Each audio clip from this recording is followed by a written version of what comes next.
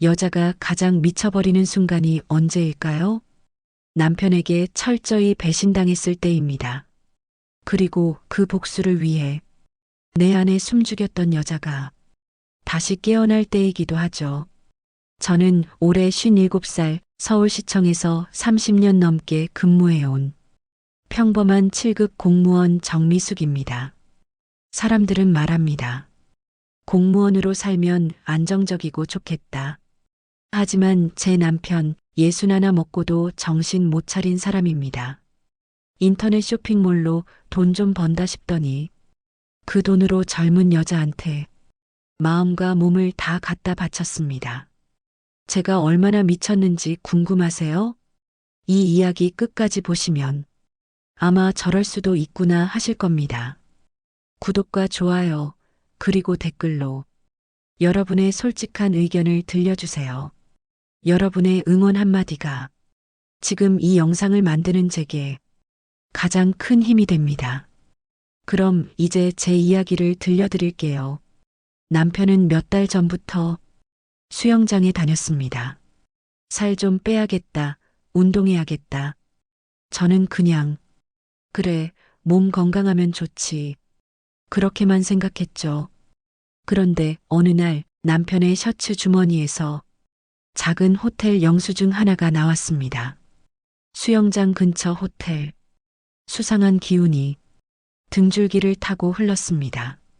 속으로는 설마 아닐 거야 했지만 머리는 이미 알고 있었습니다.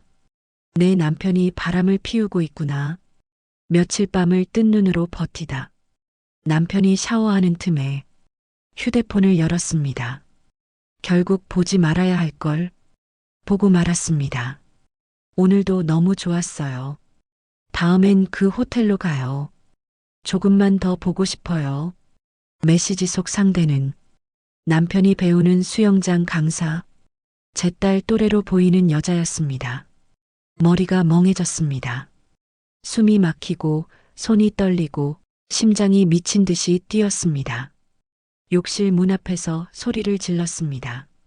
이게 뭐야? 당신 지금 뭐 하는 거야?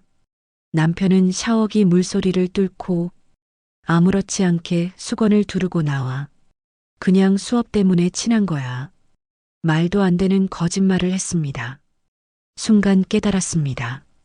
이 사람은 절대 진심으로 사과할 줄 모르는구나. 그래서 저는 그 여자 강사의 남편에게 직접 연락하기로 마음먹었습니다. 번호를 알아내기까지 며칠을 더 밤새웠습니다. 그리고 마침내 그 사람과 통화가 연결됐습니다. 안녕하세요. 혹시 이 번호 맞나요? 죄송하지만 제가 드릴 말씀이 있어서요. 전화를 받은 사람은 김성훈 59, 지역 건설회사 현장 소장으로 평생 가족만 바라보고 살아온 분이었습니다. 처음엔 말문이 막힌 듯 아무 소리도 못 하시더군요. 그러다 떨리는 목소리로 정확한 증거가 있나요?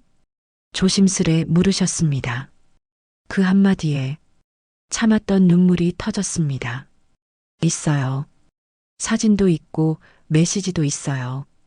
그날 밤 우리는 2시간 넘게 전화를 붙들고 서로의 얘기를 쏟아냈습니다. 아무도 이해해주지 못했던 상처를 핸드폰 너머로 위로받았습니다. 그 밤 이후로 우리는 매일 통화했습니다. 서로의 분노, 배신감, 그리고 미친 듯한 허무함까지 상대방의 숨소리에서조차 서로를 위로받았습니다. 며칠 뒤 성훈 씨가 조심스레 말했습니다. 한번 볼까요? 계속 전화로만 얘기하니까 더 힘들어질 것 같아요.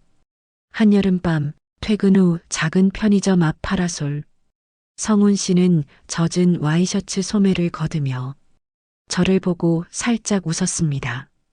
캔맥주를 따르며 미숙 씨 진짜 고생 많으셨어요. 이건 미숙 씨 잘못이 아닙니다. 그 말에 저는 편의점 의자에 앉아 하염없이 울었습니다. 성훈 씨는 아무 말 없이 손등으로 제 눈물을 닦아줬습니다. 그 손길이 누군가의 아내가 아닌 한 여자로서의 저를 다시 깨우는 것 같았습니다. 그날 이후로 우리는 자주 만났습니다. 동네 국밥집, 커피숍, 한적한 공원 벤치. 우린 서로의 상처를 조금씩 덜어줬습니다. 어느새 저는 그 남자의 낡은 자동차 조수석에 익숙하게 앉아 있었습니다. 비 오는 저녁 차 안에서 서로를 바라보며 작게 떨던 손이 닿았습니다. 그리고 숨소리만 가득한 짧은 순간 우린 서로에게 가장 깊은 위로가 되었습니다. 누군가는 말하겠죠. 남편 바람난다고 아내도 똑같이 하나?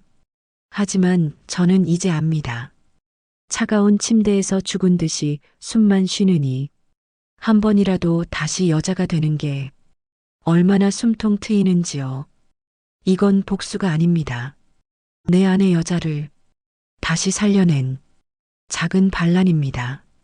사람들은 흔히 말합니다. 중년의 사랑은 지저분하다. 그 말 제가 제일 싫어하는 말이 됐습니다. 남편의 배신으로 숨통이 막혔을 때 김성훈 씨가 아니었다면 저는 아마 제정신을 붙잡지 못했을 겁니다. 어느새 우린 매일같이 서로의 하루를 확인했습니다.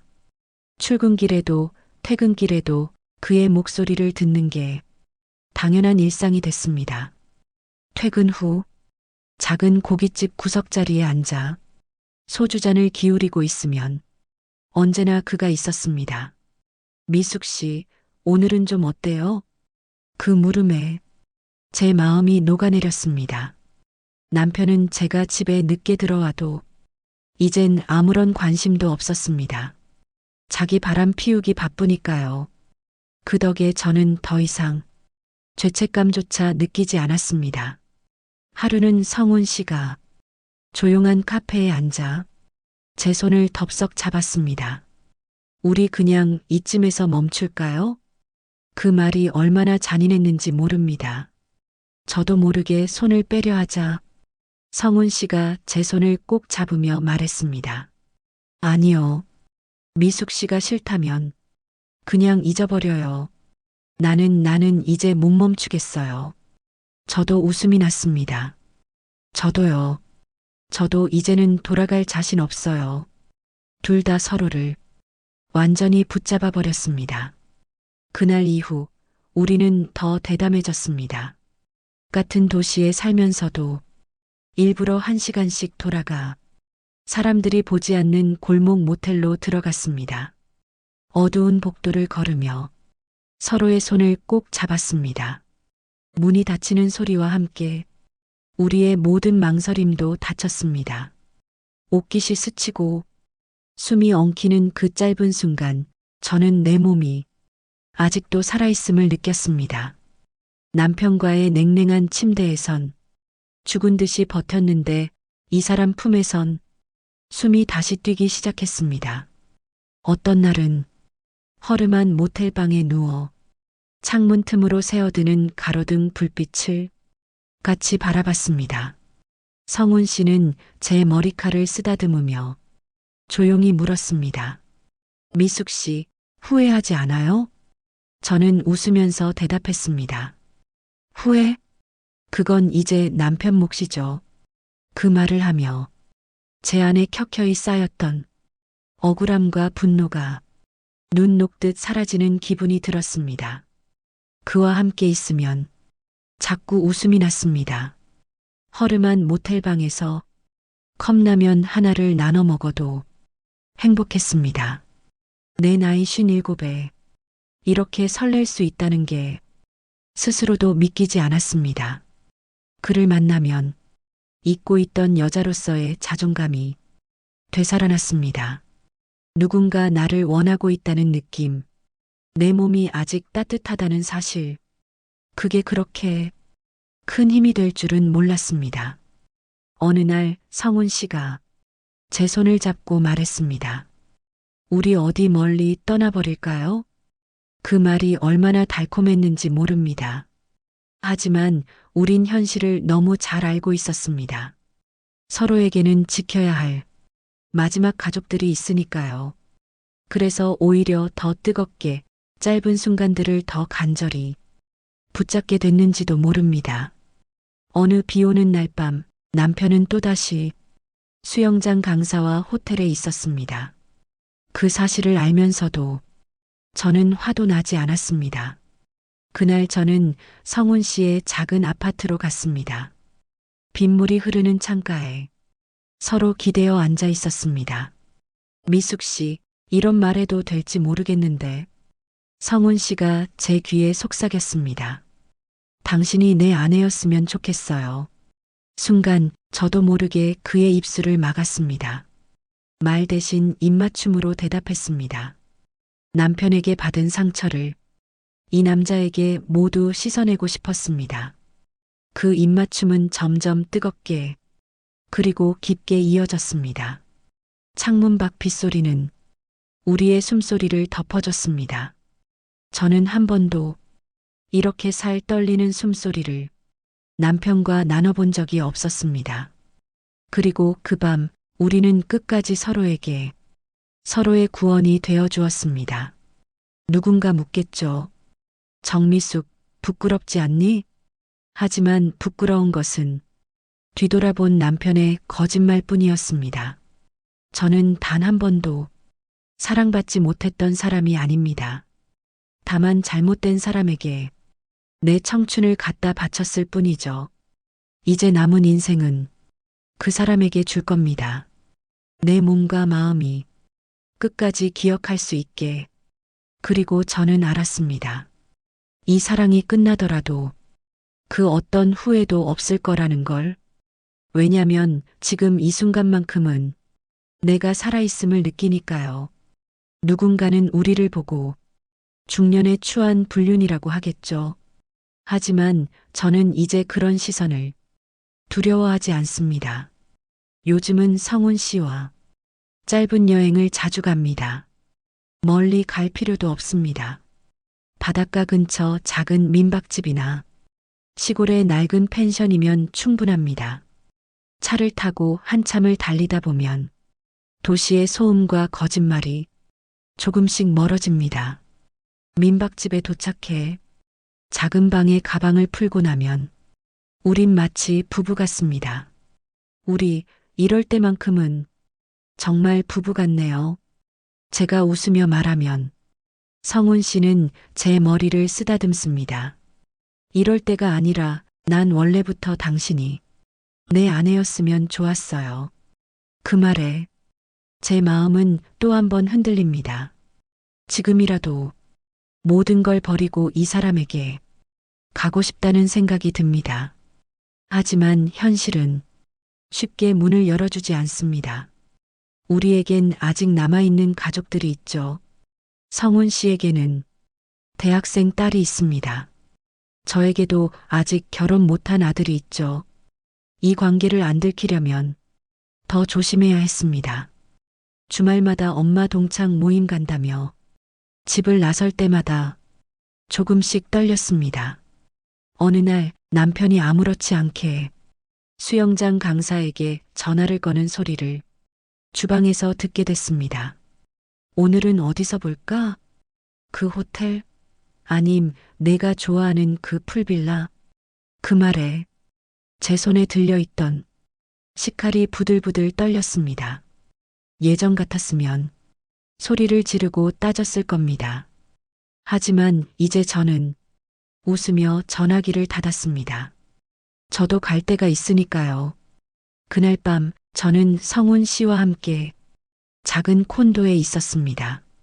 창문 너머 산속 바람이 서늘하게 들어오고 작은 전기장판 위에 우린 서로의 체온을 가장 가까이 나눴습니다.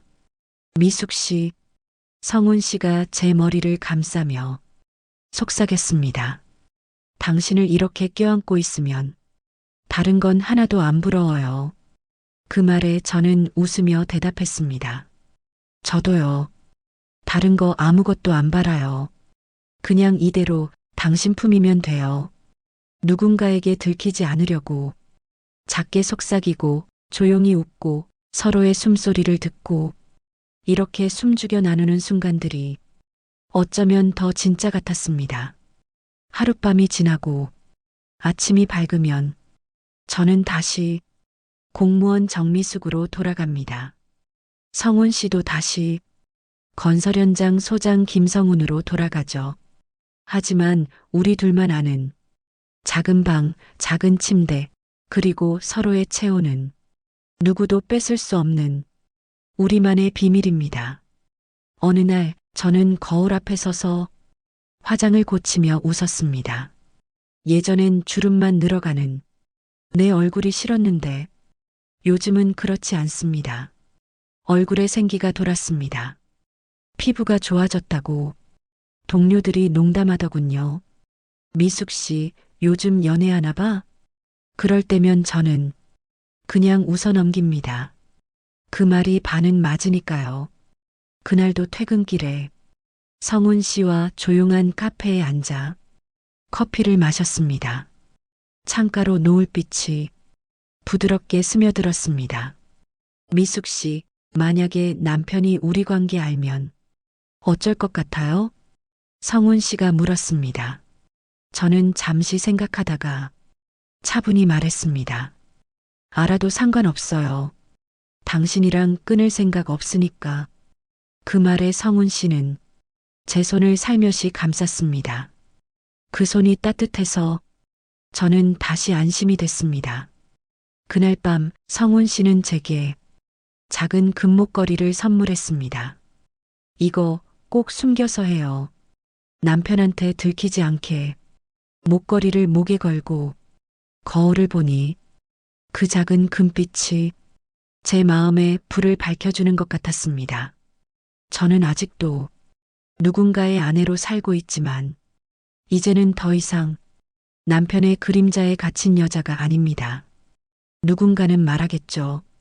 결국 똑같은 짓 하는 거 아니냐고. 그래요. 맞아요. 하지만 저는 알고 있습니다. 누구보다 뜨겁게, 누구보다 솔직하게 사랑하고 있다는 걸. 이 사랑이 언제 끝날지 모릅니다. 어쩌면 오늘이 마지막 일지도 모릅니다. 그래도 괜찮습니다. 적어도 지금 이 순간만큼은 나 자신을 잃지 않았으니까요. 그리고 저는 다시 조용히 마음속으로 다짐합니다. 오늘 밤에도 내일 밤에도 나는 이 사람의 여자가 되겠다고. 사람은 누구나 숨겨둔 욕망이 있다고 하죠. 그게 들켜버리는 순간 모든 것이 달라집니다. 남편은 아직도 수영장 강사와의 관계를 철저히 숨기고 산다고 믿습니다. 하지만 저는 이제 그 사실에 아무런 감정도 없습니다. 오히려 감사할 따름이죠. 남편의 배신이 없었다면 성훈 씨를 만날 이유도 없었을 테니까요. 요즘 저는 남편에게 눈치를 주지 않습니다. 늦게 들어오면 그냥 웃고 어디서 자고 오든 모른 척합니다. 그럴수록 남편은 자기 마음대로 할 수 있다고 믿겠죠. 하지만 그 사람이 모르는 건 저도 제 마음대로 숨겨둔 또 다른 시간을 살아가고 있다는 사실입니다. 얼마 전에는 성훈 씨와 작은 펜션으로 하룻밤 여행을 다녀왔습니다. 바닷가에 가까운 언덕에 있는 허름한 펜션이었죠. 방문을 열면 바로 바다가 보였고 우리는 둘만의 세상에 들어온 듯 했습니다. 하얀 침구에 몸을 기대어 바깥 파도 소리를 들으며 성훈 씨가 제 손을 잡았습니다. 미숙 씨, 내가 더 젊었더라면 당신을 데리고 멀리 떠났을 거예요. 저는 웃었습니다. 왜요? 지금도 괜찮은데. 그의 눈이 촉촉해졌습니다. 미숙 씨가 지금 내 옆에 있는 것만으로도 난 이미 세상을 다 가진 것 같아요. 그 순간 파도 소리가 제 귓가를 때리는데 제 심장 소리까지 파도에 섞여 더 커졌습니다. 그날 밤 저는 그 사람에게 모든 걸 맡겼습니다. 쌓여있던 상처가 하나씩 녹아내리고 애써 외면했던 내 몸이 다시 깨어났습니다. 서로를 껴안고 작게 숨을 고르고 서로의 이름을 불러주었습니다. 성훈 씨, 미숙 씨, 어쩌면 이건 아무에게도 들려주면 안 되는 이야기. 하지만 저에겐 이 순간이 너무 소중해서 마음 깊숙이 새기고 싶었습니다. 펜션 창문 너머 달빛이 우리를 부드럽게 비추었습니다. 아무도 없는 바닷가, 아무도 모를 우리의 밤. 이것만으로도 충분했습니다. 아침이 되면 각자의 일상으로 돌아가야 하지만 이 순간만큼은 세상 누구도 우리의 자유를 빼앗을 수 없었습니다. 돌아오는 차 안에서 성훈 씨가 묻더군요. 미숙 씨는 남편과 헤어지고 싶어요? 저는 잠시 눈을 감았습니다. 아니요. 이제는 굳이 그럴 필요 없어요. 남편과의 삶은 더 이상 제 중심이 아닙니다. 집에선 그저 서류에 이름만 남은 부부일 뿐이니까요. 성훈 씨는 잠시 말없이 제 손을 꼭 잡아주었습니다. 그 손의 온기가 여전히 제 심장을 덮었습니다. 주변 사람들은 제가 요즘 더 밝아졌다고 합니다. 동료들은 말합니다. 미숙 씨, 얼굴에 꽃이 폈네?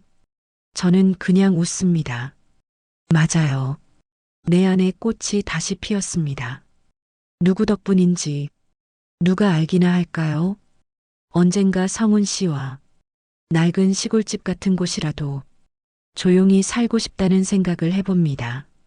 누군가의 아내, 누군가의 엄마가 아니라 오롯이 한 사람의 여자로 아침을 맞고 싶습니다.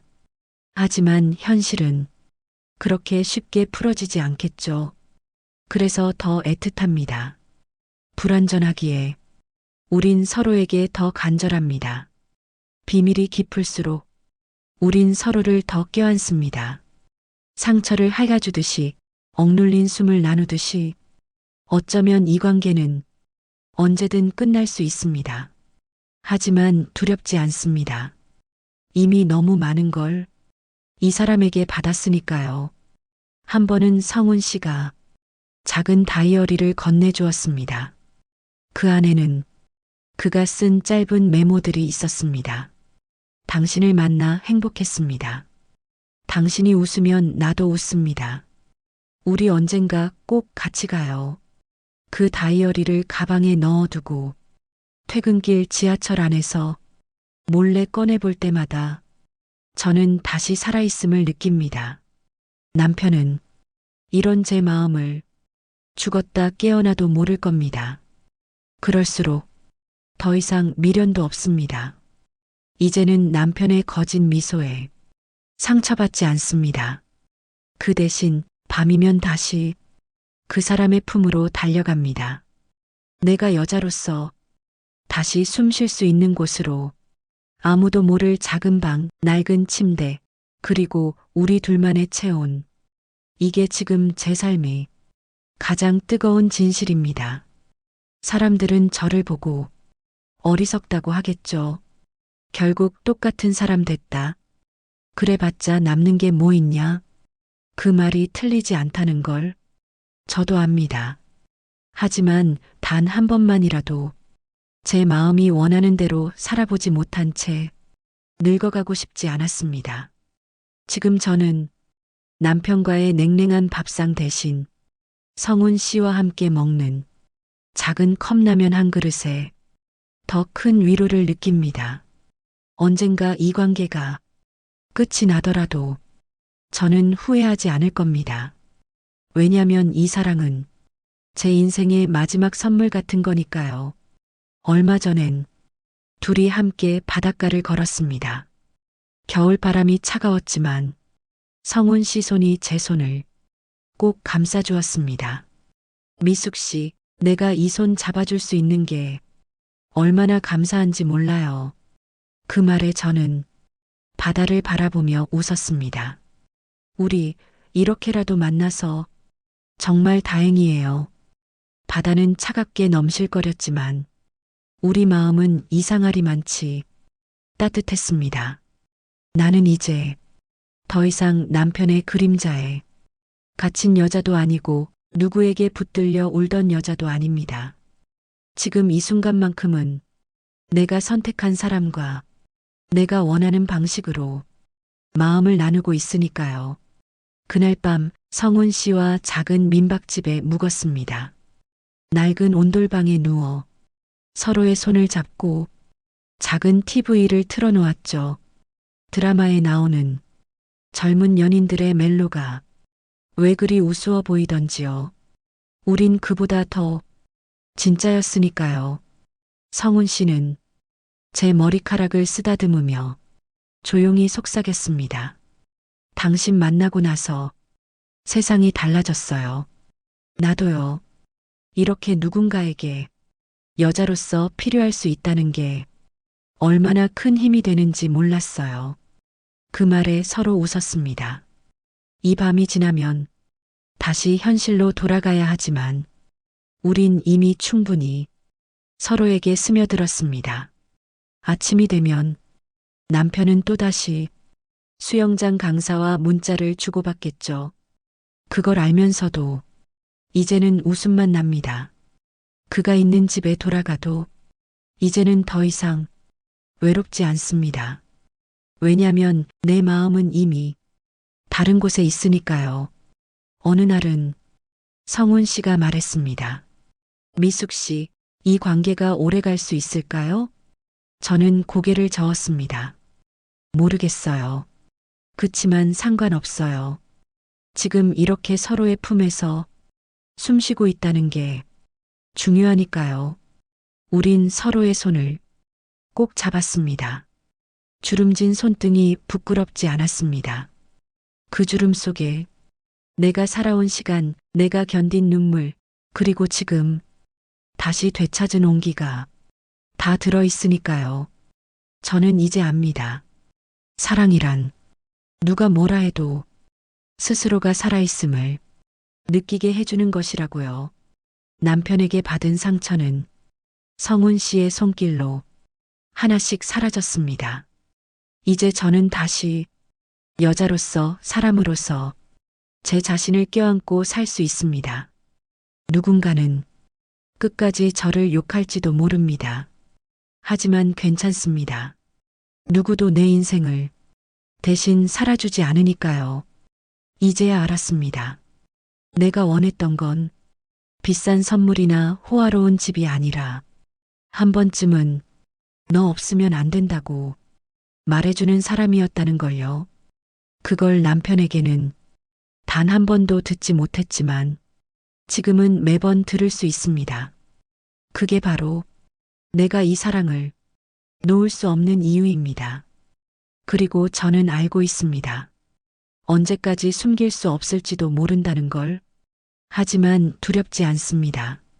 숨겨진 이 밤들이 있었기에 저는 다시 살아있을 수 있었으니까요. 그게 제 인생의 마지막 자존심이고 가장 뜨거운 도망입니다. 그래서 오늘 밤에도 저는 마음속으로 다짐합니다. 내일이 오더라도 이 사람의 손을 놓지 않겠다고. 어쩌면 이게 내 평생 가장 큰 불장난일지라도 그래도 괜찮다고. 적어도 지금만큼은 나는 진짜 나니까요. 여기까지 긴 이야기 함께 해주셔서 감사합니다. 혹시 이 이야기가 당신 마음에도 스며들었다면 좋아요와 구독, 댓글 꼭 부탁드립니다. 여러분의 한마디가 저 같은 사람에게 큰 용기가 됩니다. 챗GPT에게 묻기